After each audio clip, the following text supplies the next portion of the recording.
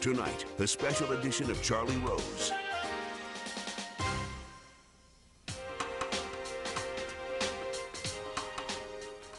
Mr. President, thank you very much for this opportunity to talk to you at a very important moment, because the President of the United States will address the nation this week. And as you know, important conversations are taking place in Washington, and important things are happening here in your country. Do you expect an airstrike? As long as the United States doesn't obey the international law and trample over the Charter of the United Nations, we have to worry that any administration, not only this one, would do anything. But according to the lies that we've been hearing for the last 2 weeks from high-ranking officials in this administration, we have to expect the worst. Are you prepared? We've been living in difficult circumstances for the last 2.5 years, and we prepare ourselves for every possibility. But that doesn't mean if you're prepared, things would be better. It's going to get worse with any foolish strike or stupid war. What do you mean worse? Worse because of the repercussions, because nobody can tell what the repercussion of the first strike, or you're talking about one region, bigger region. It's not only about Syria, it's interlinked region, it's intermingled, interlocked, whatever you want to call it.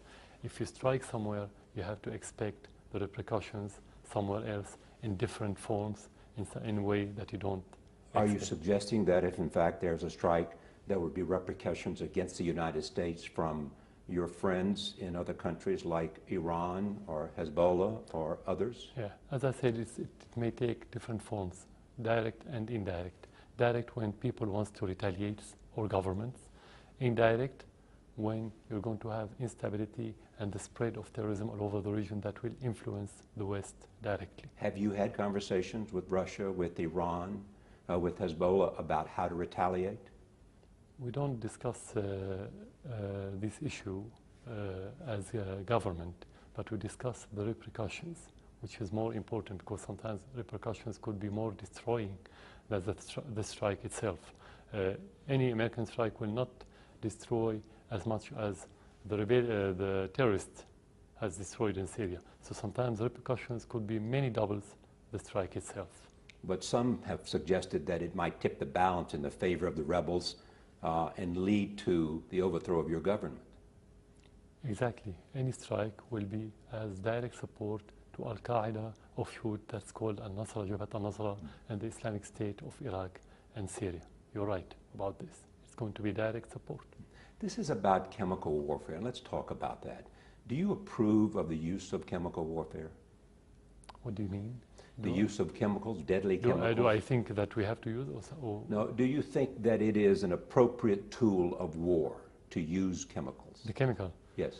We are against any WMD, any weapons of mass destruction, whether chemical or nuclear. And so you're against the use of chemical warfare? Yeah, it's not only me. As a state, as a government, in 2001, we proposed to the United Nations a proposal to empty or to get rid of every WMD in the Middle East, and the United States stood against that proposal. So this is our conviction and policy. But you're not a signatory to the chemical warfare not yet agreement. Why not? Because Israel has WMD and it has to sign, and Israel occupying our land. So that's why we talked about Middle East, not Syria, not Israel. It should be comprehensive. Do you consider chemical warfare equivalent to nuclear warfare? I don't know, we haven't tried either. Yeah, but you know, you're a head of state and you understand the consequences of weapons that don't discriminate. Technically, that they're are not beyond. Yeah, technically they're not the same, but morally it's the same. Morally, they're the same. They have the same, but at the end, killing is killing. And it's mass killing indiscriminate. is mass killing. Yes. Sometimes you may kill tens of thousands or hundreds of thousands with very primitive armaments. Then why do you have such a stockpile of chemical weapons? We don't discuss this issue in public because we never said that we have it, and we never said that we don't have it. It's a Syrian issue, it's a military issue we never discussed in public with anyone. This is from the New York Times this morning. Syria's leaders amassed one of the world's largest stockpiles of chemical weapons with help from the Soviet Union and Iran, as well as Western European suppliers, and even a handful of American companies, according to American diplomatic cables and declassified intelligence records. You have amassed one of the largest supplies of chemical weapons in the world. To have or not to have is a possibility, but to depend on what the media say is nonsense. Or to depend on some of the reports of the intelligence is nonsense, and that has proven when they invaded Iraq 10 years ago, and they said Iraq has stockpile of WMD, and it was proven after the invasion that was false. It was fraud. So we cannot depend on what one magazine wrote. But at the end, I said it's not something not to be discussed with anyone. You accept that the world believes you do have a stockpile of chemical weapons. Who? The world. We the did United discuss States and other powers who also have chemical weapons. It's not about what they believe in, it's about what the reality that we have. And this reality, we own it. We don't have to discuss it. Speaking of reality, what was the reality on August 21st? What happened in your judgment? We're not in the area where the alleged chemical attack was happened. As it alleged, we're not sure that anything happened. Even at this date, you are not sure that chemical weapons, even though you have seen the videotape, even though you've seen the bodies, even though your own officials have been there. I haven't finished. Our soldiers in another area were attacked chemically. Our soldiers. They went to the hospital as casualties because of chemical weapons. But in the area where they said the government used chemical weapons, we only had video and we only have pictures and allegations. We're not there. Our forces, our police, our institutions don't exist. How can you talk about what happened if you don't have evidences? We're not like the American administration. We're not social media administration or government. We are the government that deal with reality. Well, when we have evidences, we will announce. Well, as you know, Secretary Kerry has said there is evidence that they saw rockets fired from a region controlled by your forces into a region controlled by the rebels. They have evidence from satellite photographs of that. They have evidence of a message that was intercepted about chemical weapons, and that soon thereafter there were other intercepted messages. So Secretary Kerry has presented what he concludes is conclusive evidence. No, he presented his confidence and he presented his convictions. It's not about confidence, it's about evidence. The Russians have completely opposite evidence that the missiles were thrown from area where the rebels control. That reminds me about what Kerry said, about the big lie that Colin Powell said in front of the world on satellites about the WMD in Iraq before going to war. When he said, this is our evidence, actually he gave false evidence. In this case, Kerry didn't even present any evidence. He talked, we have evidence, and he didn't present anything. Not yet, nothing so far. Well, not single shred of evidence. Yeah. Do you have some remorse for those bodies, those people? It is said to be up to at least 1,000 or perhaps 1,400 who were in Eastern Ghouta who died. We feel pain for every Syrian victim. But what about victims of this assault from chemical warfare? Dead is dead. Killing is killing. Crime is crime. It's when you feel pain about their family, about the loss that you have in your country. Whether one person killed, or 100, or 1,000. It's a loss. It's a crime. It's a moral issue. We have family that we sit with, family that they lost their dear ones. It's not about how they killed. It's about they are dead now. This is the bad thing. Has there been any remorse or sadness on behalf of the Syrian people for what happened? I think sadness prevails in Syria now. We don't feel anything else but sadness because we have this killing every day, whether chemical or whether with any kind. It's not about how. We feel with it every day. But this was indiscriminate, and children were killed, and people who said goodbye to their children in the morning didn't see them and will never see them again. You mean which in Ghouta. In Ghouta? Yes. That's the case every day in Syria. That's why we have to stop the killing. That's why we have to stop the killing. But what indiscriminate you're talking about? You said well, the fact that chemical warfare is indiscriminate in who it kills. Do you have evidence that there was innocents as well as combatants? Yeah, but you're not talking about evidence now. You're not talking about facts. We are talking about allegation. So we're not sure that if there's chemical weapon used and who used it. We cannot talk about virtual thing. We have to talk about facts. It is said that your government delayed the United Nations observers from getting to Ghouta, and that you denied and delayed the Red Cross and the Red Crescent from getting there to make observations and to help. The opposite happened. Your government delayed because we asked for delegation in March 2012 when the first attack happened in Aleppo in the north of Syria, and they delayed it till just a few days before Al-Ghouta when they sent those team. And the team itself said in his letter, in his report, that he did everything as he wanted. There was not a single obstacle. But they have said they were delayed in getting there. They wanted to be there earlier. No. There was a conflict. There was fighting. There were shooting. That's it. We didn't prevent them from going anywhere. We asked them to come. Why to delay them?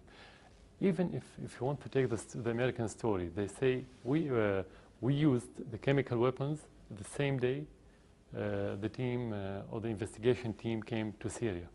Is it logical? It's not logical. Even if a country or army wanted to use such weapons, he should have waited a few days till the investigation finished its work. It's not logical. The whole story doesn't even hold together. We'll come back to it.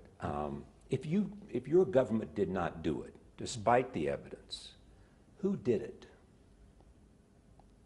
We have to be there to get evidences, like what happened in Aleppo when we have the evidences. And because the United States didn't send the team, we then send the evidences to the Russians. But don't you want to know the answer if you don't accept the evidence so far as to who did this? The question, who threw chemical missiles the same day on our soldiers? That the same question. Definitely not the soldiers. Soldiers doesn't throw missiles on themselves. So either the rebels, the terrorists, or third party. We don't have any clue yet. We have to be there to collect the evidence, and then we can give answer. Well, the argument is made that the rebels don't have the capability of using chemical weapons. They do not have the rockets, and they do not have the supply of chemical weapons that you have, so therefore they could not have done it. No, first of all, they have rockets, and they've been throwing rockets on Damascus for months. That carry chemical weapons? Rockets, right. Rockets in general. They have the means, first. Second, the sarin gas that they've been talking about for the last 2 weeks is very primitive gas. You can have it done. Sarin gas. Sarin gas. You can have it done in the backyard of a house. It's very primitive gas. So it's not something complicated. But this was not primitive. This was a terrible use of chemical weapons. Third, they used it in Aleppo in the northern of Syria. Fourth, there's video on YouTube where the terrorists clearly make trial on a rabbit and kill the rabbit and said, this is how we're going to kill the Syrian people. Fifth, there's a new video about one of those women who they consider as a rebel or fighter or whatever, work with those terrorists, and she said they didn't tell us how to use, and that used the chemical weapons, and one of those weapons exploded in one of the tunnels and killed 12. That's what she said. Those are the evidences that we have. Anyway, the party who accused, he's the one who has to bring evidences. The United States accused Syria, and because they accused, you have to bring evidence. This, first of all. We have to find evidences when we are there as government. What evidence would be sufficient for you? What evidence? Would be sufficient. What evidence would prove the case for you? For example, in Aleppo, we had the missile itself, and the material, and the sample from the sand, from the soil, and the sample from the blood. But the argument is made that you bombarded, your forces bombarded Ghouta soon thereafter with the intent of covering up evidence. Okay, how could bombardment cover the evidence? Technically, it doesn't work. How? This is stupid, to be frank. This is very stupid. But you acknowledge the bombardment. Of course, there was fight. That happened every day. Now you can have it. But let's talk. They have indications. Let me just finish this point, because how can you use WMD while your troops only 100 meters away from it? Is it logical? It doesn't happen. It cannot be used like this. Anyone who's not military knows this fact. Why do you use chemical weapons while you're advancing? Last year was much more difficult than this year, and we didn't use it. There is this question, too. If it was not you, does that mean that you don't have control of your own chemical weapons and that perhaps they are falling into the hands of other people who might want to use them? That implies that we have chemical weapons first. Yes. That implies that it's being used second. So we cannot answer this question until we answer the first part and the second part. Third, let's presume that a country or army have these weapons. These kind of armaments cannot be used by infantry, for example, or by anyone. This kind of armament should be used by specialized units. So it cannot be in the hand of anyone. Well, exactly, and that's the point. Which is controlled centrally. So you were saying that if, in fact, your government did it, you would know about it and would have approved it. I'm talking about general case. Okay, everywhere generally you're saying, if, in fact, it happened, I would have known about it and approved it. Generally. That's the nature of centralized power. In every country, yes. And we are part of every country. I'm talking about the general rules. Because I cannot discuss with this point with you in details unless I'm telling you what we have and what we don't have. Something I'm not going to discuss, as I said at the very beginning. Because this is a military issue that could not be discussed. Do you question the New York Times article I read to you? Saying that you had a stockpile of chemical weapons? You're not denying that? No, we don't say yes, we don't say no, because as long as it's classified, it shouldn't be discussed, whether yes or not.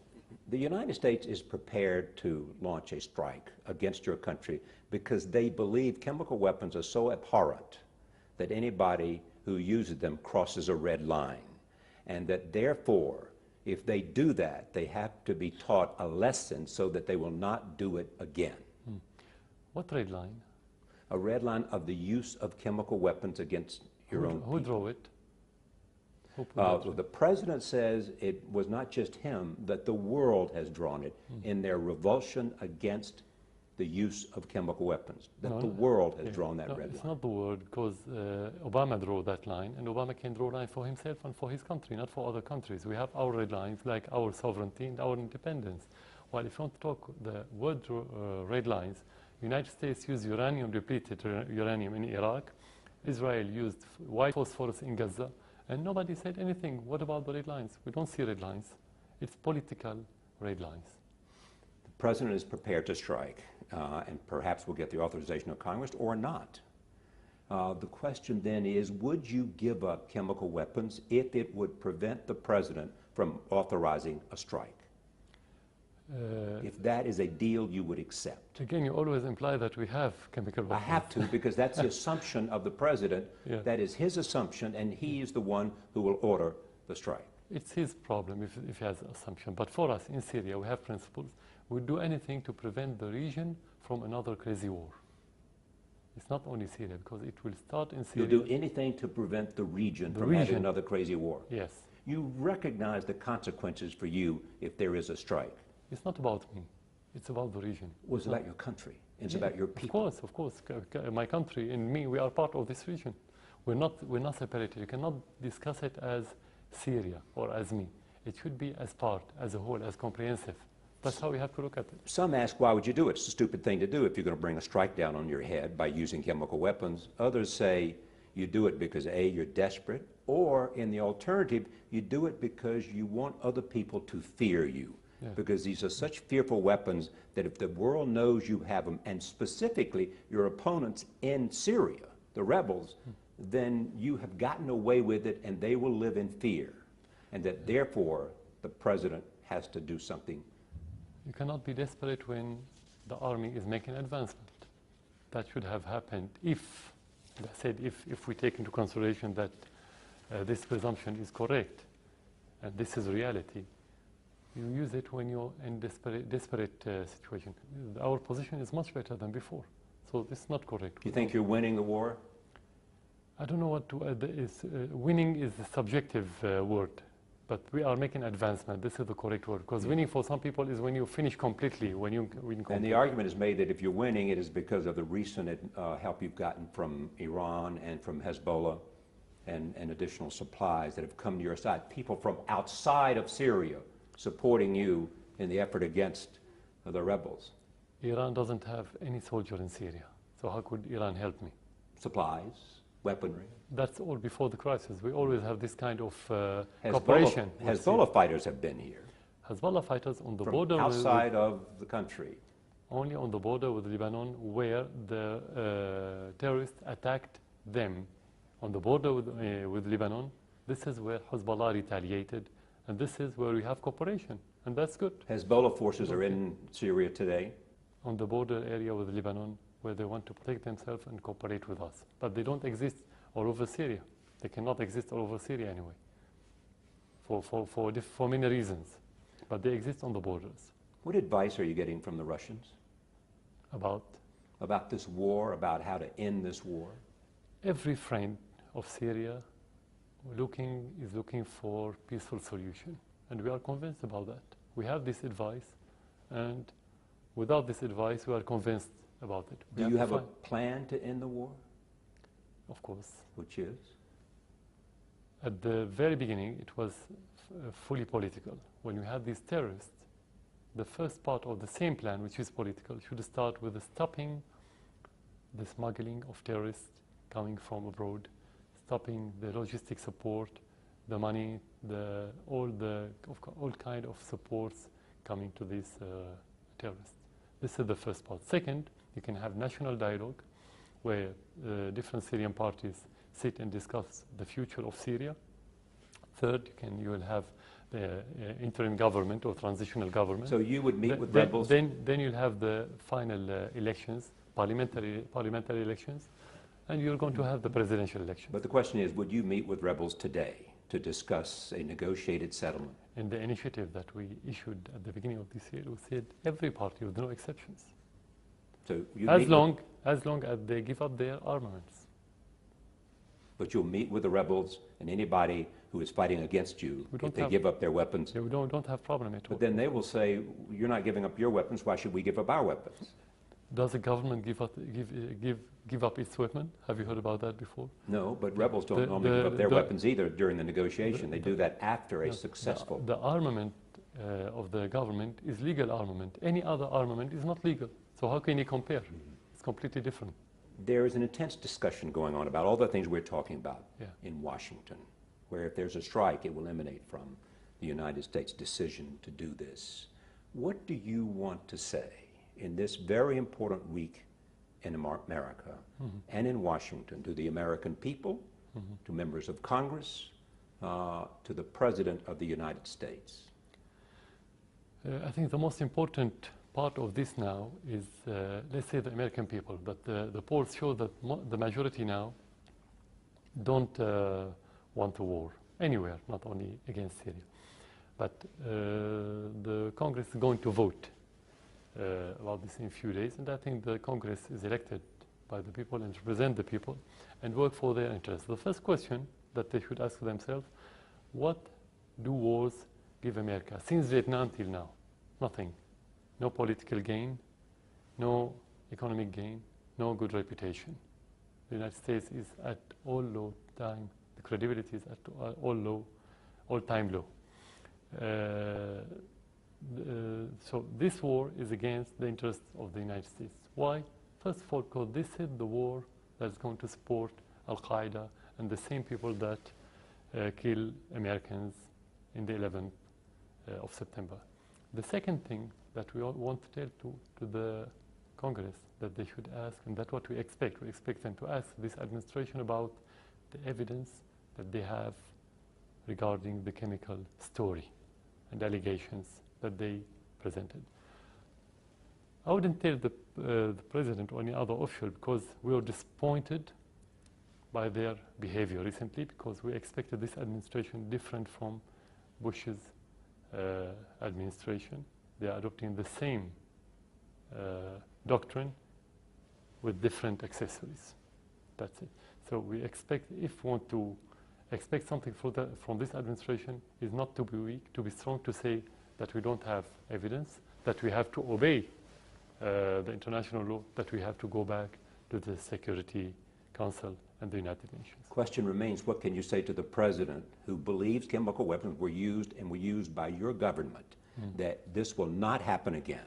I will tell him That very this- simply, present what you have as evidence to the public. Be transparent when And if he does, if he does. if he presents that evidence, This is where you can discuss the evidence, but he doesn't have.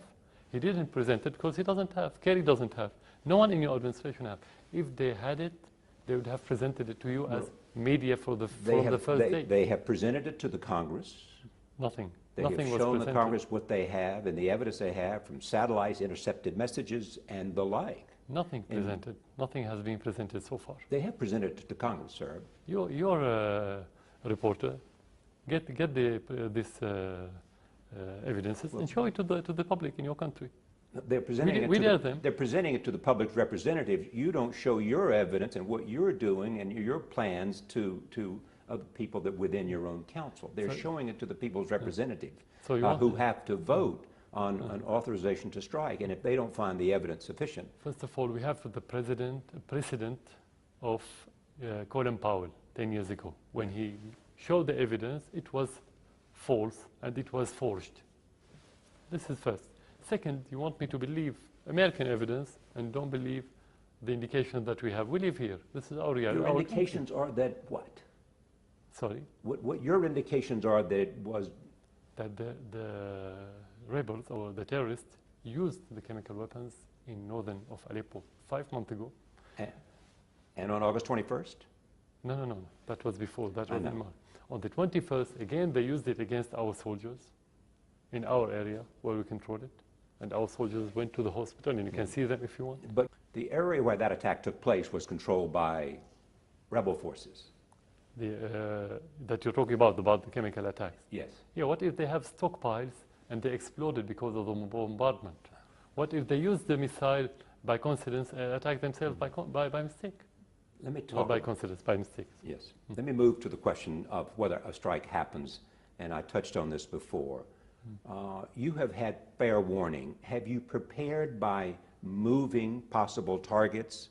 Are you moving targets within civilian populations, all the things that you might have done if you have time to do that, and you have had clear warning that this might be coming? Syria is in a state of war since its land was occupied for more than 4 decades. And the nature of the frontier in Syria implies that most of the army is in inhabited area. Most of the centers are in inhabited area. You hardly find any military base in distant area from the cities unless it's airport or something like this. But most of the military bases or centers are within inhabited area. Will there be attacks against American bases in the Middle East if there's an airstrike? You should expect everything. You should expect everything. Not necessarily through the government. It's not only the governments are not the only player in this region. You have different parties, you have different factions, you have different ideology. You have everything in this region now. So you have to expect that. Tell me what you mean by expect everything. Expect every action. Including Every- chemical warfare? That depends if the rebels or the terrorists in this region or any other group have it. It could happen. I don't know. I'm not fortune teller to tell you what's going to happen. But we'd like to know more, and I think the President would like to know, American people would like to know, if there's an attack, what might be the repercussions and who might be engaged in those repercussions. Before the 11th of September, in my discussion with many officials in the United States, some of them are congressmen, I used to say that don't deal with the terrorists as playing games. It's a different story. You're going to pay the price if you're not wise in dealing with the terrorists. So nobody expects, we said there are going to be a repercussion of the mistaken way of dealing with it, of treating the terrorism. But nobody expected 11th of September. So you cannot expect, it's difficult for anyone to tell you what is going to happen. It's an area where everything is on the brink of explosion. You have to expect everything. Let's talk about the war today. 100,000 people dead. 1 million refugees. A country being destroyed. Do you take some responsibility for that? That depends on the decision that I took. From the first day, I took the decision as president to defend my country. So, who killed? That's another question. Actually, the terrorists have been killing our people since the beginning of this crisis 2 years ago, 2.5 years.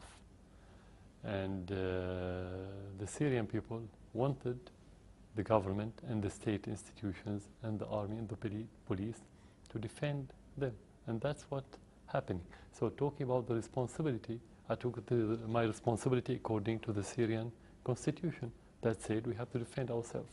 Mr. President, you constantly say it's terrorist. Most people look at the rebels and they say that Al-Qaeda and other forces from outside Syria are no more than 15 or 20% of the forces on the ground.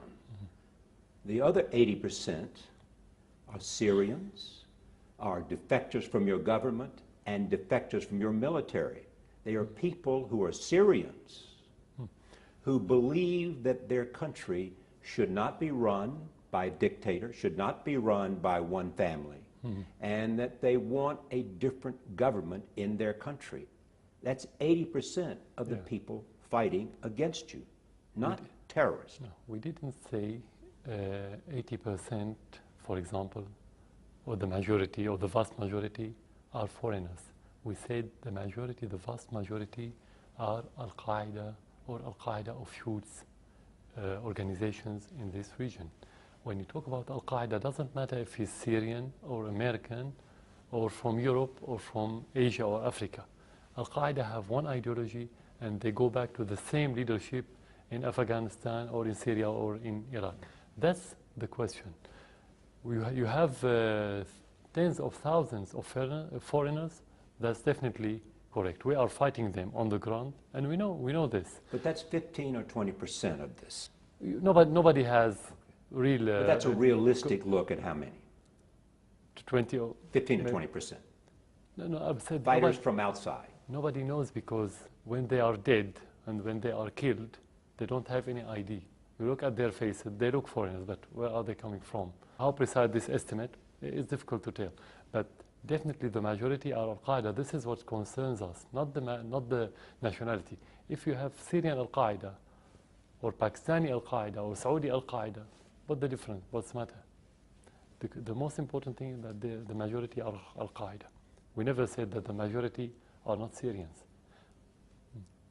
But we said the minority are what they call free Syrian army. That's what we said. Do you believe this is becoming a religious war? It started partly as a sectarian war, in some areas, but now it's not. Because if you talk about sectarian war or religious war, you should have very clear line between the sects and religions in Syria according to the geography and the demography in Syria, something we don't have. So it's not religious war, but Al-Qaeda always use the religions, the Islam actually, as pretext and as a cover and as a mantle for their war and for their terrorism and for their killing and beheading and so on. Why has this war lasted 2.5 years? Because of the external interference, because there's an external agenda supported by, or let's say led by, the United States, the West, the petrodollar countries, mainly Saudi Arabia, and before was Qatar, and Turkey.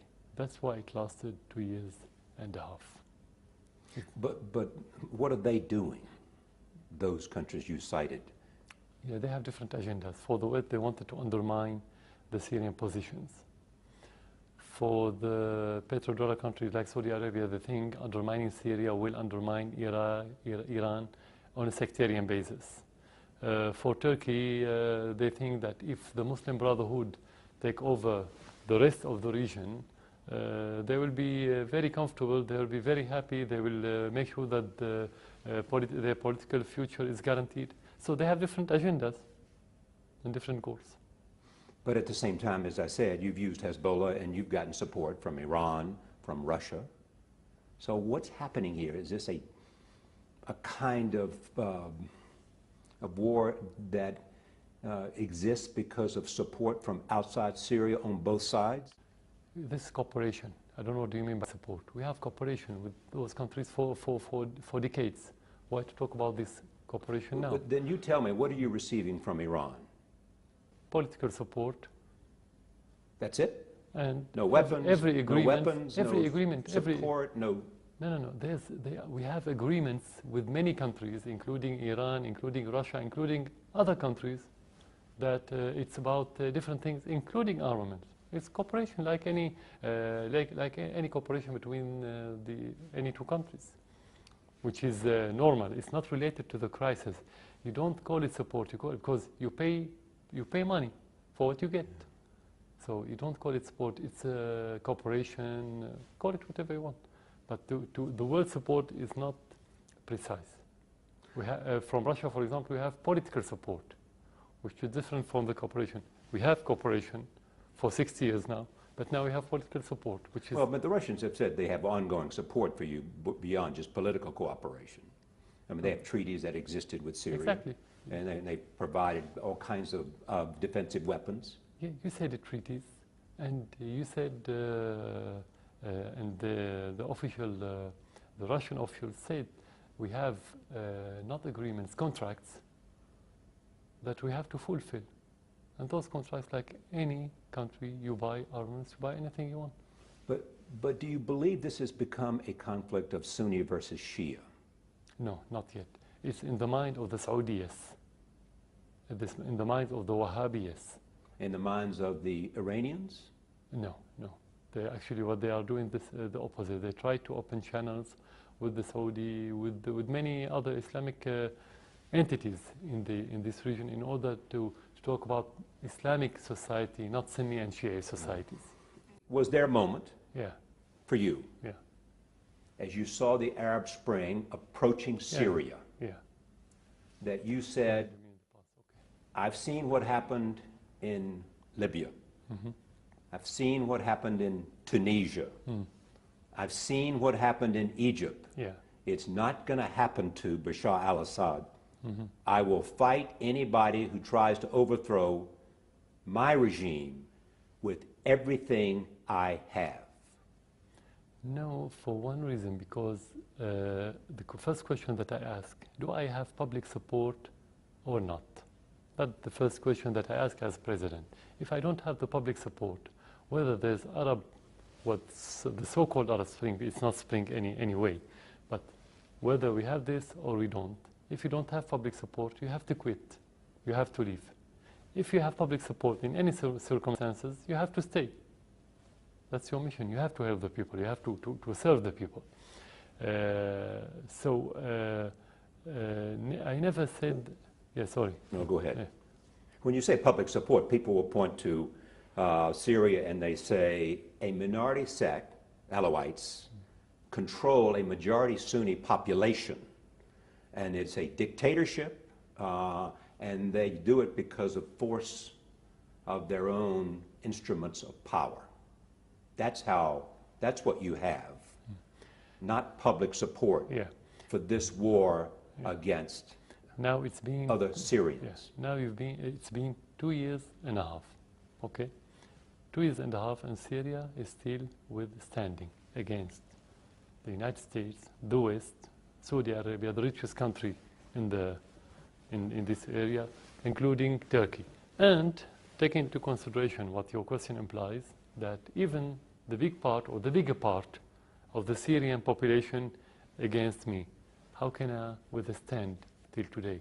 I'm either superhuman or Superman, which is not the case. Or you have a powerful army. The army made of the people. It cannot be made of robots. It's made of people. Surely you're not suggesting that this army is not at your will and the will of your family. How can you, what do you mean by the will of the family?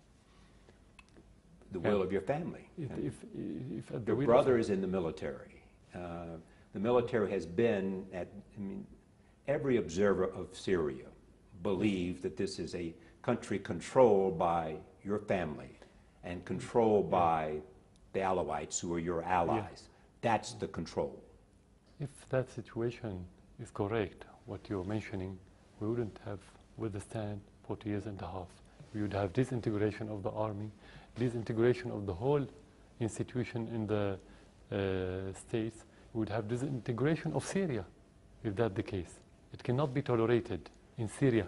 I'm talking about the normal reaction of the people. If it's not national army, it cannot have the support, and if it doesn't have the public support of every sect, it cannot do its job in advance recently.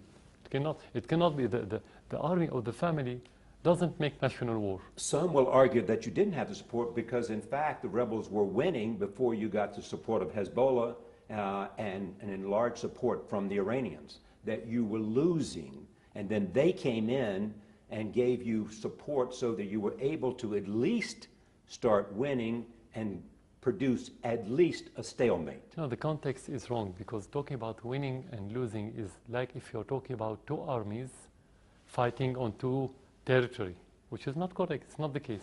Those are gangs coming from abroad, infiltrated inhabited area, kill the people, take their houses, and shoot at the army. The army cannot do the same. Yeah. And the army doesn't exist everywhere. They control a large part of your country. No, they took every part. They went to every part where there's no army in it. And the army go to clean, to get rid of them. They don't go and attack the army in area where the army occupied that area and took it from it. It's completely different. It's not correct, or it's not precise what you're talking about. So it's completely different. The army, what the army is doing is clean those areas, and the indication that the army is strong, that is making advancement in that area. He never went to one area and couldn't enter to it. That's the indication. How could that army do that if he's a family army or a sect army? What about the rest of the country who support the government? It's not realistic. It doesn't happen. Otherwise, the whole country will collapse. One small point about American involvement here. The president has gotten significant criticism because he has not supported the rebels more. As you know, there was an argument within his own councils from Secretary of State Clinton, from CIA Director David Petraeus, from the Defense Department, Leon Panetta, Secretary of Defense, and others, that they should have helped the rebels 2 years ago and we would be in a very different place. So the president has not given enough support to the rebels in the view of many people. And there's criticism that when he made a recent decision to give support, it has not gotten to the rebels because they worry about the composition. If the American administration wanted to support Al-Qaeda, go ahead. That's what we have to tell them. Go ahead and support Al-Qaeda. But don't talk about rebels and Free Syrian Army and so on. The majority of fighters now are Al-Qaeda. If you want to support them, you are supporting Al-Qaeda. You are creating havoc in the region. And if this region is not stable, the whole world cannot be stable. With respect, sir, most people don't believe the majority of the forces are Al-Qaeda. Yes, there's a number of people who are Al-Qaeda affiliates and who are here who subscribe to the principles of Al-Qaeda. But that's not the majority of the forces, as you know. I mean, you know that the composition differs within the regions of Syria as to the forces that are fighting against your regime.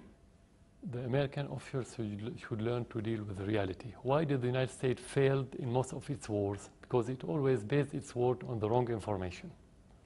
So whether they believe or not, this is not reality. I have to be very clear and very honest. I'm not asking them to believe if they don't want to believe.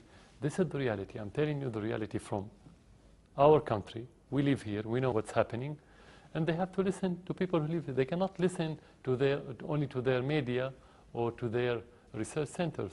They don't live here. No one lives here but us. So this is the reality. If they want to believe, that's good. That will help them understanding the region and being more successful in their policies. Many people think this is not a sustainable position here, that this war it cannot continue because the cost for Syria is too high. Too many deaths, 100,000 and counting, too many refugees, too much destruction. The soul of a country at risk. If it was for the good of the country, would you step down?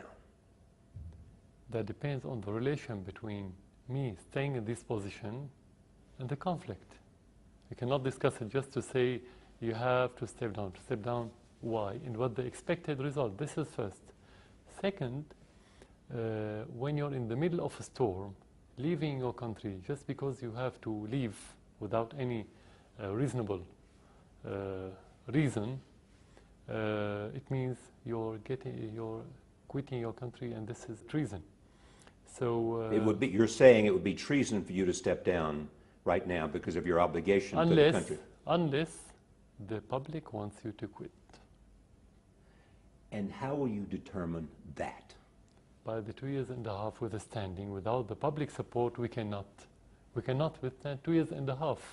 Look at the other countries. Look what happened in Libya and Tunisia and Egypt. Do you worry about that? What happened to Gaddafi? What happened to... No, we are worrying that the rebels are taking control in many countries. And look at the results now. Are you satisfied as American? What the results? Nothing. Very bad. Nothing good. There was a report recently that you had talked about, or someone representing you had talked about some kind of deal in which you and your family would leave the country if you were guaranteed safe passage, if you were guaranteed there would be no criminal prosecution. Mm-hmm. You're aware of these reports? Yeah. We have this guarantee from the first day of the crisis. Because of the way you've acted? No, because the agenda that I talked about, some of these agendas wanted me to quit. Very simply. So they said, we have all the guarantees if you want to leave, and all the money and everything you want.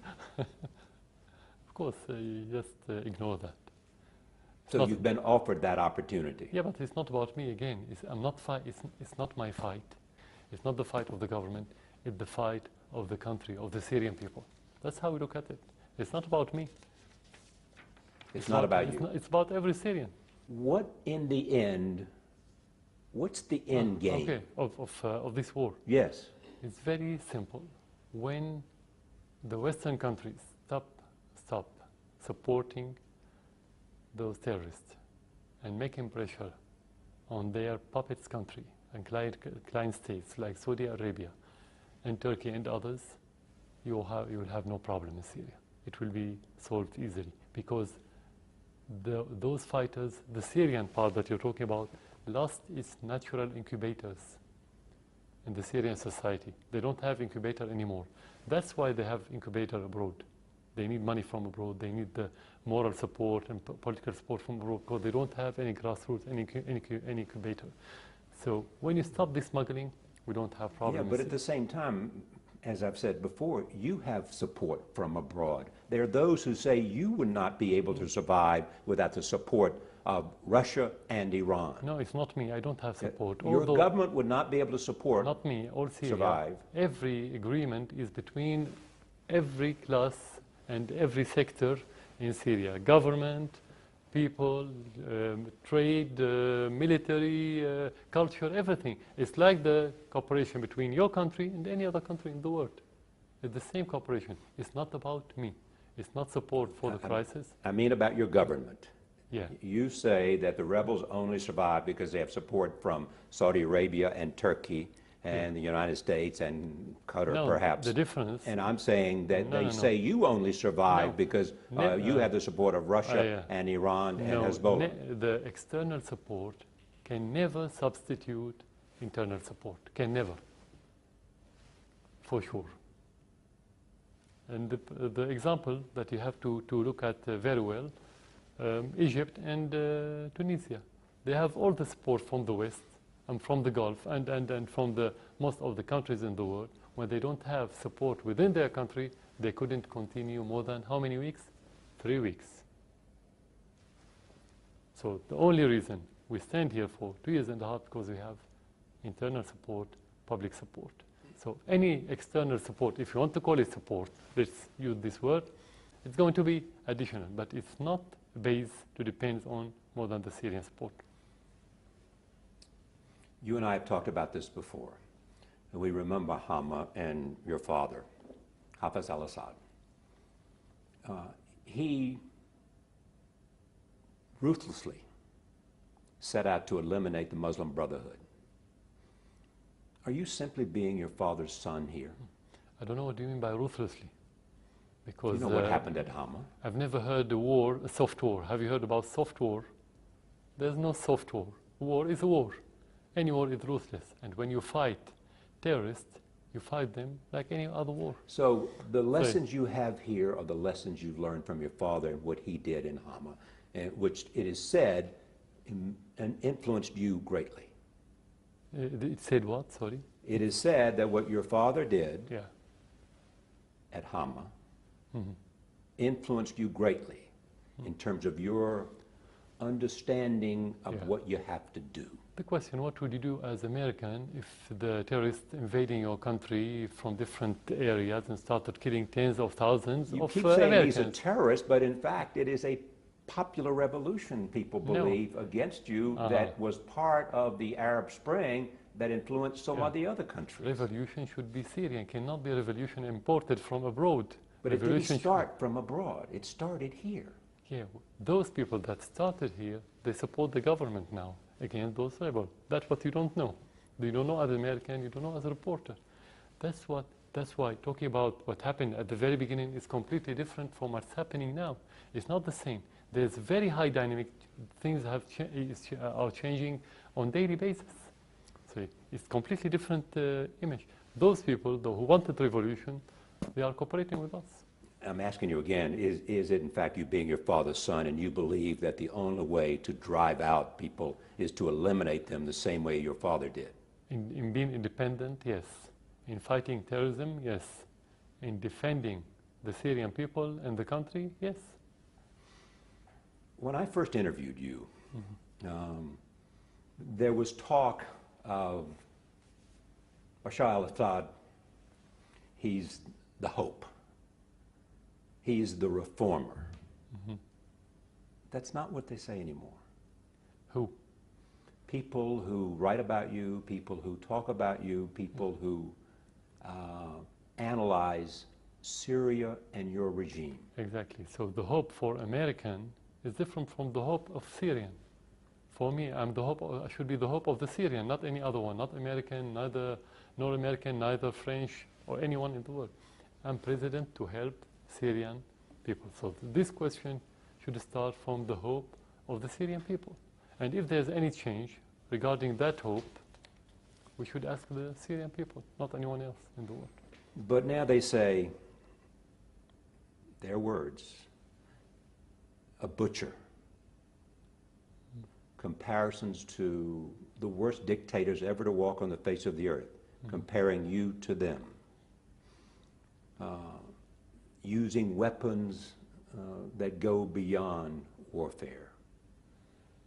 Everything they could say bad about a dictator, they're now saying about you. First of all, when you have a doctor who cut the leg to prevent the patient from the gangrene, if you have to, we don't call him butcher, we call him a doctor.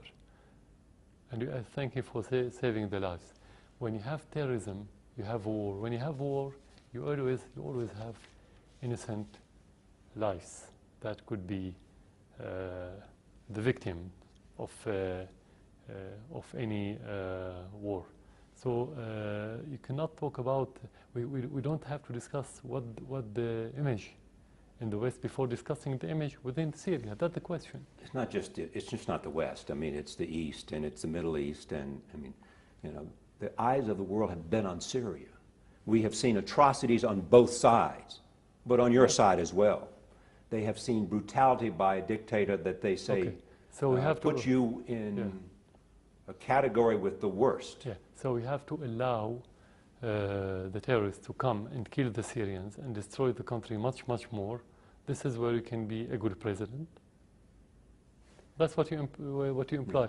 But you can't allow the idea that there is opposition to your government from within Syria. That is not possible for you to imagine. To imagine that we have opposition? Yes. We have it, and you can go and meet with them. We have some of them within the government. We have some of them outside the government. They are opposition.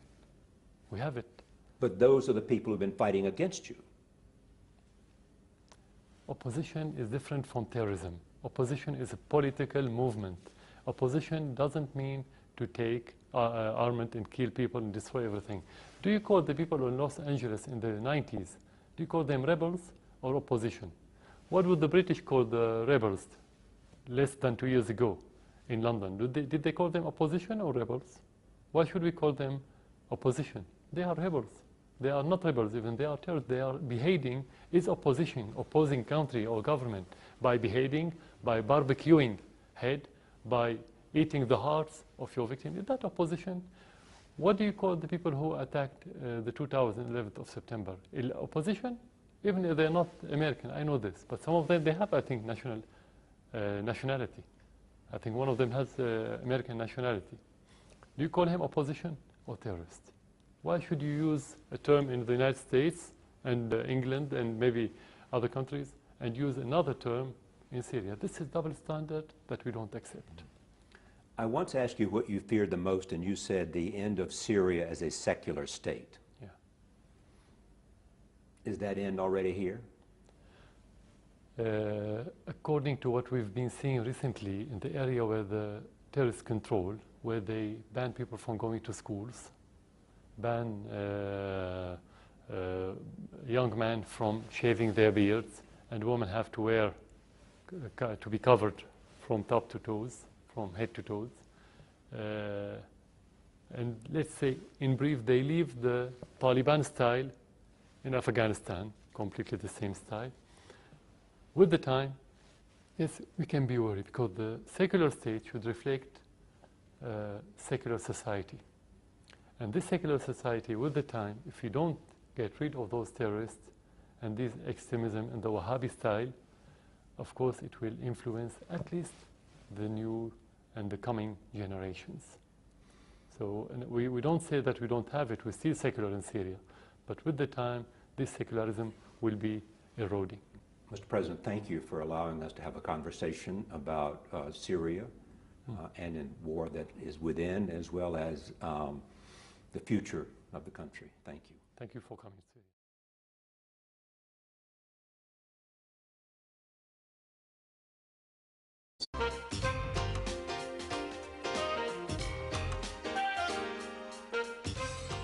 Tonight, a special edition of Charlie.